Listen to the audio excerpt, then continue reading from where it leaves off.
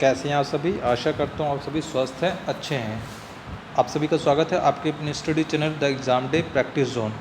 शिक्षा निदेशालय राष्ट्रीय राजधानी क्षेत्र दिल्ली की तरफ से हमें कार्यपत्रक संख्या 5 मिली है। डेट जो है 4 अगस्त 2021 की वर्कशीट है। ये विषय सामाजिक विज्ञान का एक इतिहास पार्ट है। ये कक्षा 8वीं क्लास के लिए विद्यार्थी अपना नाम लिखेंगे, कक्षा अध्यापक का नाम लिखेंगे। आगे इस वर्कशीट के बारे में बात की जाए तो ये वर्कशीट जो है संबंधित है पार्ट 2 चैप्टर 2 है जो हिस्ट्री का, उससे संबंधित है व्यापार से साम्राज्य तक। यानी कि जो पहले जो जितने भी लोग आए थे व्यापार करने के इरादे से भारत में आए थे, धीरे धीरे उन्होंने अपने कदम जमा लिए और यहाँ पर क्या कर लिया, साम्राज्य स्थापित कर लिया, यानी कि शासन करने लग गए। उसी में एक पार्ट है ईस्ट इंडिया कंपनी का पूर्व में आगमन। ईस्ट इंडिया कंपनी का पूर्व में आगमन यानी ईस्ट इंडिया कंपनी जब आई थी किस तरीके से आई थी और किस तरीके से ये सारा सिस्टम स्टार्ट हुआ था, शुरुआत की बात की जा रही है। इसी वर्कशीट को समझेंगे। काफ़ी इंटरेस्टिंग वर्कशीट है, समझने में पढ़ने में काफ़ी मज़ा आने वाला है। तो स्टार्ट करते हैं और इस वर्कशीट को अच्छे से समझते हैं। मुग़ल बादशाहों में औरंगजेब आखिरी शक्तिशाली बादशाह थे। 1707 में उनकी मृत्यु के बाद बहुत सारे मुग़ल सूबेदारों ने अपनी क्षेत्रीय रियासतें कायम कर ली। इधर 18वीं सदी के उत्तरार्ध तक राजनीतिक क्षितिज पर अंग्रेज़ों के रूप में एक नई ताकत उभरने लगी थी। छोटी व्यापारिक कंपनी के रूप में भारत आकर धीरे धीरे वे इस देश के नीति निर्धारक बन गए।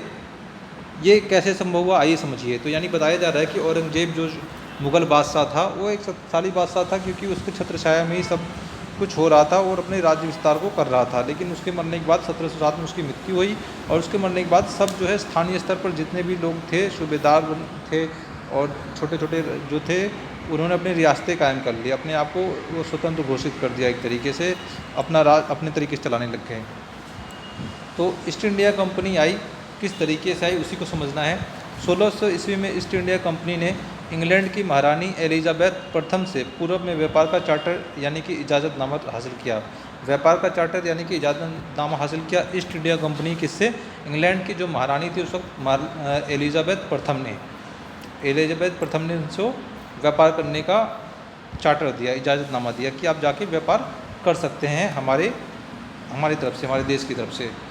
इसके अनुसार कंपनी को पूर्व में व्यापार का एक अधिकार मिल गया, यानी इंग्लैंड की कोई और कंपनी इस इलाके में ईस्ट इंडिया कंपनी से होड़ नहीं कर सकती थी। इसके द्वारा कंपनी समुद्र पार जाकर नए इलाकों को खंगाल सकती थी, वहाँ से सस्ती कीमत पर चीज़ें खरीद कर उन्हें यूरोप में ऊंची कीमत पर बेच कर मुनाफा कमा सकती थी। यानी कि इजाज़तनामे का मतलब क्या है कि कोई और कंपनी उस देश की वहाँ पर नहीं जाएगी जहाँ पर ये लोग जाएंगे व्यापार करने के लिए, और नए इलाकों को भी खंगाल सकते थे, खोज सकते थे, व्यापार कर सकते थे, सस्ती वस्तुओं पर व्यापार करते और नई वस्तुएं बेचते और फ़ायदा कमाते। यही एक कंपनी का फ़ायदा है, काम है। लेकिन यह शाही दस्तावेज दूसरी यूरोपीय ताकतों फ्रांस, डच, पुर्तगाल को पूरब के बाज़ारों में आने से नहीं रोक सकता था, जब तक इंग्लैंड के जहाज़ अफ्रीका के Cape of Good Hope, very important, Cape of Good Hope का चक्कर लगाकर हिंद महासागर पार कर भारत पहुँचते, तब तक पुर्तगालियों ने गोवा में अपना ठिकाना बना लिया था। अब बात की जा रही है, देखिए महारानी एलिजाबेथ प्रथम से तो अधिकार ले लिया ईस्ट इंडिया कंपनी ने कि ईस्ट इंडिया कंपनी जाकर के व्यापार करे वहाँ पर पूरब में। अब देखिए लेकिन वहाँ की इंग्लैंड का जो रूल्स है इंग्लैंड के लोगों पर लागू होगा, जो दूसरी यूरोप की कंट्री थी, देश थी, जैसे फ्रांस, डच, पुर्तगाल, तो उन पर लागू तो नहीं होगा ना।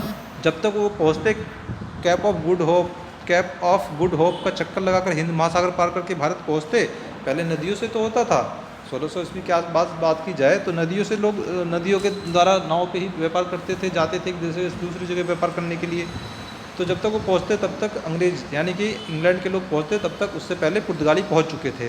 तो इसमें एक बहुत अच्छा पार्ट है, समझना पड़ेगा आपको, समझना चाहिए आपको, आगे आपके काम आएगा। जैसे कि पूछता है क्वेश्चन कि सबसे पहले भारत कौन आया, या आपने एक क्वेश्चन सुना होगा इससे पहले कि भारत की खोज किसने की। तो मैं बता दूं, भारत खोया हुआ तो था नहीं जो खोज की जाए। भारत के समुद्री रास्ते तक, भारत तक पहुंचने के लिए समुद्री रास्ते की खोज किसने की, यानी यूरोप के लोगों ने जाना कि हाँ भारत यहाँ पर है, भारत नाम का एक देश है, तो उसको कहा गया है खोज करने के लिए। तो किसका नाम आता है, Vasco D gamma. Vasco D gamma ने भारत की खोज की, भारत के समुद्री रास्ते की खोज की। तो जो वास्को डी गामा कहाँ का था, पुर्तगाल का था। तो क्वेश्चन आता है सबसे पहले भारत में कौन आया, पुर्तगाली आए।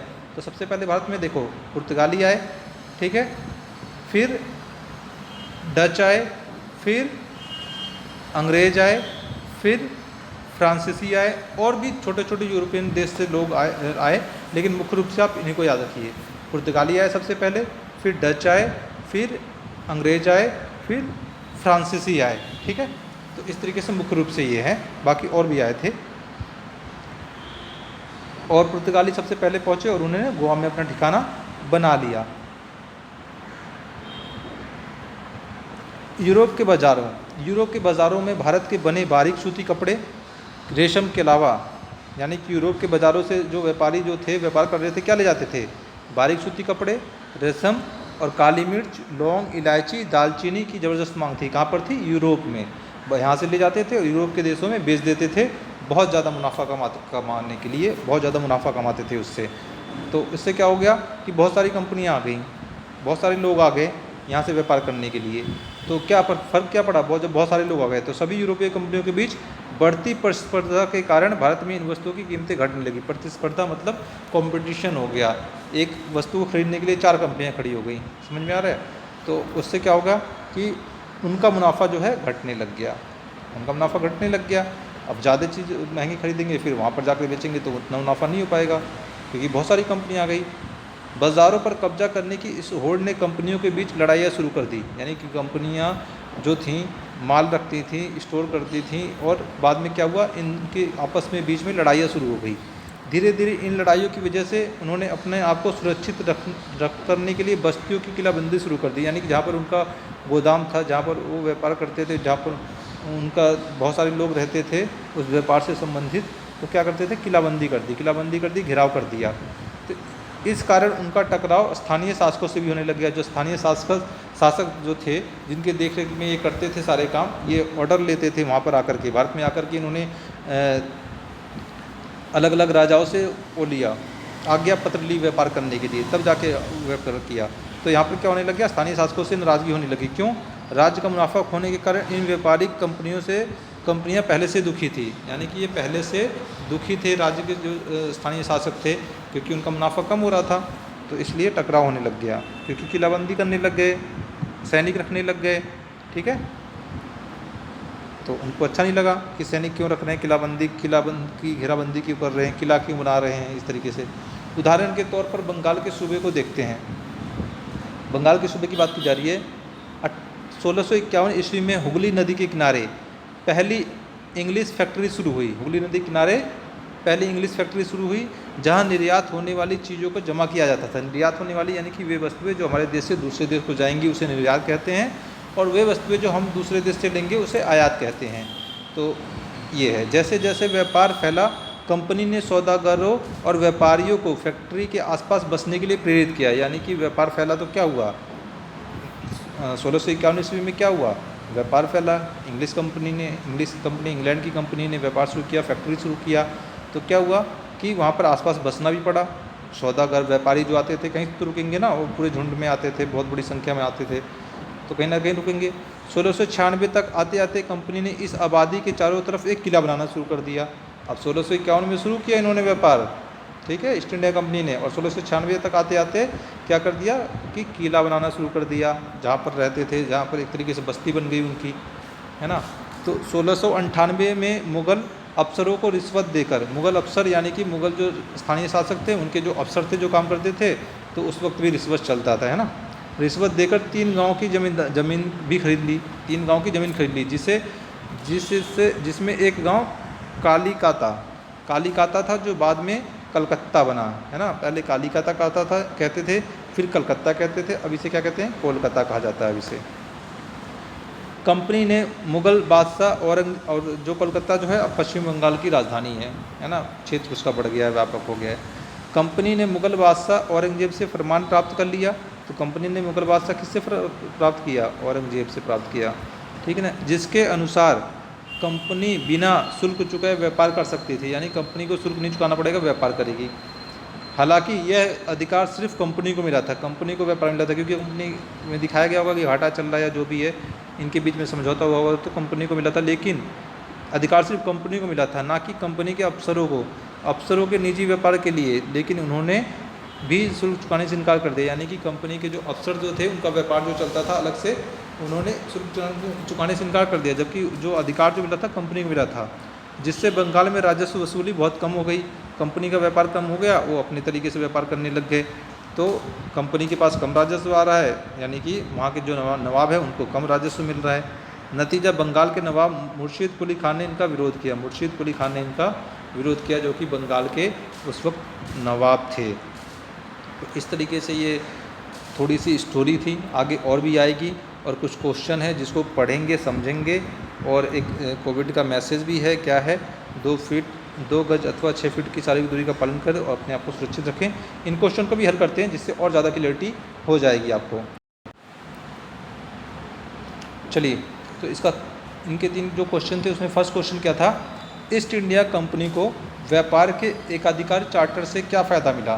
तो ईस्ट इंडिया कंपनी को व्यापार के एकाधिकार चार्टर से क्या फ़ायदा मिला ईस्ट इंडिया कंपनी को, तो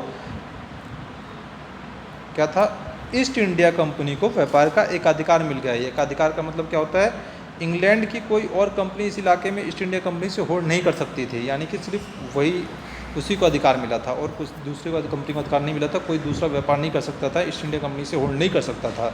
लेकिन जैसा कि मैंने बताया इस वर्कशीट में कि ये सिर्फ इसी कंपनी पे लागू था, इंग्लैंड की कंपनी पे लागू था। दूसरे देश की कंपनी तो आ सकती थी ना, पुर्तगाली, डच, फ्रांसीसी सब आए थे। दूसरा, कंपनी समुद्र पार जाकर नए इलाकों को व्यापार के लिए खोज सकती थी, यानी कंपनी जो है नए इलाकों को खोज सकती थी, व्यापार कर सकती थी। सस्ती कीमत पर चीज़ें खरीदकर उन्हें यूरोप में ऊंची कीमत पर बेचकर मुनाफा कमा सकती थी। तो इस तरीके से एक अधिकार था उसको, उसके मुकाबले कोई नहीं आएगा। यूरोपीय, नेक्स्ट क्वेश्चन क्या है हमारा,